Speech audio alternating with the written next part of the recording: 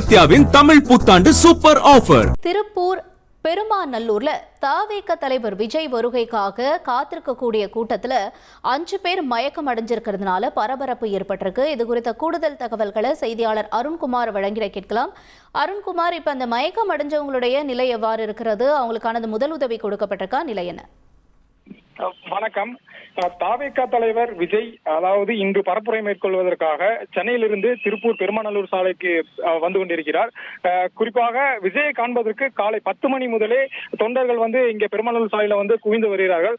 அவர்களுக்கு போதிய தண்ணீர் மற்றும் ORS பவுடர்கள் அனைத்துமே வழங்கப்பட்டு வருகிறது. குறிப்பாக ஈரோடு சாலையில் அதிகமான தொண்டர்கள் மற்றும் ரசிகர்கள் கூடி வருவதால் அப்பகுதியில் கடுமையான நெரிசல் ஏற்பட்டது.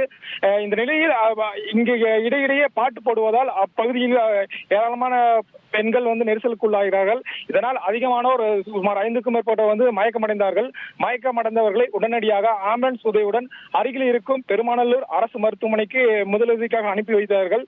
தற்பொழுது வரை இன்னும் விஜய் வரவில்லை. இன்னொரு அரை மணி நேரத்திற்குள் பரப்புரை மேற்கொள்ளும் இடத்திற்கு விஜய் வருவார் என எதிர்பார்க்கப்படுகிறது. உங்களுடைய தகவல்களுக்கு நன்றி அருண்குமார். தற்பொழுது விஜயனுடைய வருகைக்காக காத்திருக்கக்கூடிய பொதுமக்கள் மத்தியில் ஒரு 5 பேர் இப்ப மயக்கம் அடைஞ்சிருக்காங்க. அவங்களுக்கான அந்த முதல் உதவி கொடுக்கப்பட்டிருக்கு. அந்த காட்சிகளையும் பார்க்கிறோம். இன்னொரு பக்கம் விஜய் அங்க பிரச்சாரம் செய்யக்கூடிய இடத்தை நோக்கி வரக்கூடிய அந்த காட்சிகளையும் நம்ம பார்க்கிறோம். உங்கள் சத்யாவின் தமிழ் புத்தாண்டு சூப்பர் ஆஃபர்.